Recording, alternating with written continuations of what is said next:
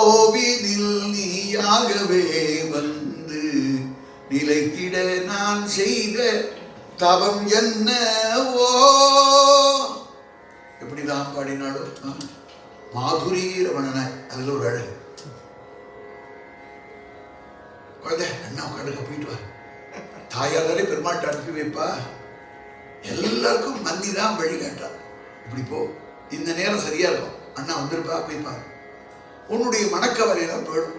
தாயாரும் பெருமானையும் சேவிச்சுட்டே இருந்தா இந்த அது மாடியில் போய் பார்க்கணும், உள்ளே பார்க்கலாம், அண்ணா மண்ணி சேர்ந்துதான் இருப்பா. அவளை பார்த்துட்டாலே எல்லா கவலைகளும் ஒடியே போடும்.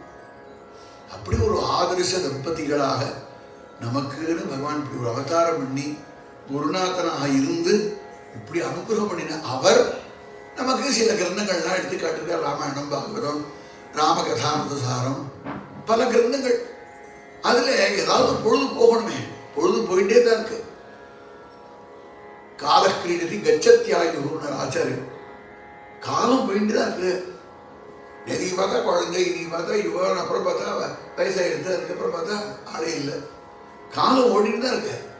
அந்த காலம் பொன்னான காலமாக இருக்கணும்னா, அதெல்லாம் குறிச்சு வச்சுக்கிற மாதிரி இருக்கணும்னா அது குரு கிருபை கிடைச்சாதான் முடியும்.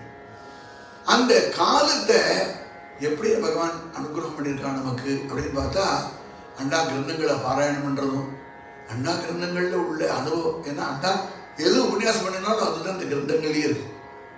எது உபன்யாசம் பண்ணுற கிரந்தத்தில் எழுதினாலோ அதுதான் பிரவசனமாக பண்ணுறா. சாஸ்வதமாக அண்ணாவை அனுபவிக்கிறோம் அப்படின்னா அண்ணா கிரந்தங்கள் தான் கதி. ஒவ்வொரு பாட்டும் ஒரு ஸ்லோகம் ஏதாவது ஒன்று எடுத்துட்டு அசை போட்டுனாலே போடும். நடேச பிரபுன்னு ஒரு பெரியவர் தான், ஒரு நாளைக்கு ஒரு ஸ்லோகம் தான் இருப்பார், ஒரு பதம் தான் எடுத்துப்பார். அதையே திருப்பி திருப்பி திருப்பி அதை அனுபவிச்சுட்டே உட்காந்துப்பார்.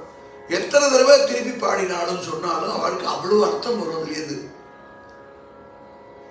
ஒரு நாள் என்னை கூப்பிட்டு நீ பாட அப்படின்னா, சரி, எந்த நின்னே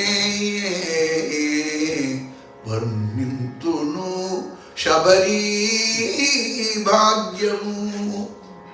அவருக்கு தெலுங்கு தெரியும், நல்லா தெரியும், அவர் தெலுங்கு தான். அதனால இந்த பாட்டை பாடு, நான் அப்போதான் கற்றுன்னு வந்தேன், அதனால இந்த பாட்டை பாடினேன்.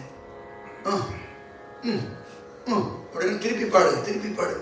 அதாவது ஏதோ பாடிட்டு ஏதோ சங்கதியை போட்டு முடிச்சுட்டோன்னு கூடாது, அந்த அர்த்தத்தை மனசுல வாங்கிட்டு பாடு. எந்த நின்னே வர்ணிந்துனு, என்னன்னு சொல்வேன்? யாருக்கு கிடைச்ச பாக்கியம்? சபரி பாக்கியம். என்ன பாக்கியம்னா அதெல்லாம் விளக்கி